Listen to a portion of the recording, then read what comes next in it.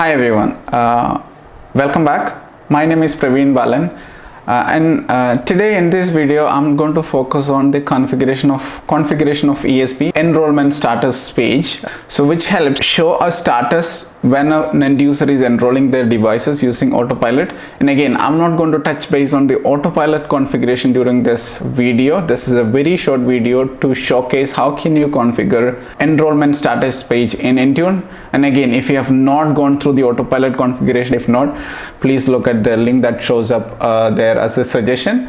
One other important aspect of configuring ESP is to ensure the device is only used once it is fully configured, so that it is compliant in nature for an organization use. With that note, let's jump into the configuration side of it. It's very basic, very easy to set this up, but if you have not done it correctly, it can cause problems during the enrollment process.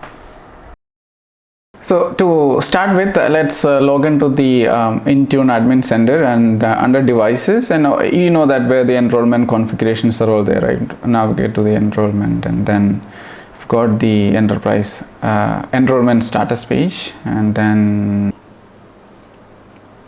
so this is the settings section. So show the apps and profile configuration progress. That is something that you need to turn that on. And then I usually keep it at least 2 hours, because sometimes the Autopilot can take time if the internet connectivity for the people who are actually configuring is slow. And I'm not going to modify a lot of other things in this configuration. I'm going to leave that there, except the last one. And again, I'm going to allow the reset in case if something goes wrong during the configuration, so the end user can reset by themselves. So the important other aspect that we want to configure here, it's not mandatory, it's up to you, but what I recommend when you're configuring something like this for the organization, ensure that you have configured the block the usage of devices until these apps are installed, right? So here, why are we changing it from all to selected is because consider that you have got 10 applications that is targeted part of the Autopilot process, and of which 5 of them must be installed before an end user must use them.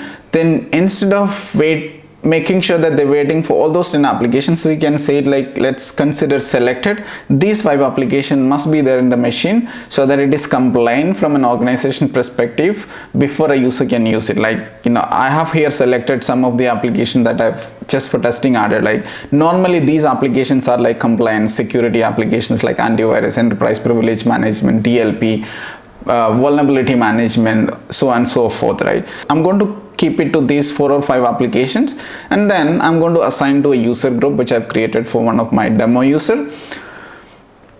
Again, right, all the applications that I have configured for Autopilot are targeted to the user group, not to the device group, but you can do it either to the device or user group. But if you have configured for devices, it will force at the device setup. So to avoid forcing an application deployment during the device setup, so I've configured all into the user assignment for this purpose of this particular video. So now I'm going to start my device, which is my test device, and then logging into it after completing the initial keyboard layout, other selections, right? So now you can see that this is now going into the enrollment status page. Now you can see that this is the enrollment status page. If you have not configured it, will go to the desktop. The users can really see what's happening. Currently it's preparing the device, and then it will go for the device setup and then go to the account setup. So if you observe in the device setup, I will only have some of the configurations that is attached to the device setup perspective, but most of the applications or all of the applications for the purpose of this video I've tagged again as the account setup. So you can see that there's no apps that is needed at the time of device setup. So now it's gone to the account setup sections. Now I have mandatorily configured 4 applications, but I also have another required assignments, part of the Autopilot, part of the user assignments.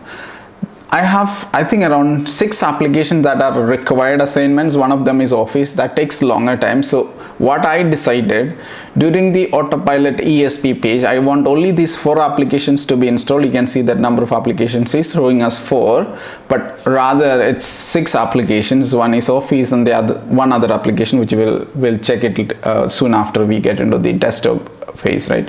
So I have around 6-7 applications. So one of them is Office application, so that takes longer time to install. So I don't want people to wait for the office application to install, but I want them to use the device as soon as these critical applications are installed. Now you can see that the apps are all installed. Now back to the desktop, right? So it's fairly quickly, right? 10 to 15 minutes. I was just fast forwarding it, but it took around 10 to 12 minutes. So if I go to the add remove programs, the program from features to confirm which applications are installed, let's take a quick look at the installed applications. You can see that it only installed those 4 applications. So it hasn't installed the other required applications. As I mentioned, I had Office, just for an example, I've added as a required applications. Now in like a minute or so, if you refresh this page again, you will start to see the other application coming through. Let's do a refresh on this page to see if the other applications. So now I can see that the other applications are started to come in.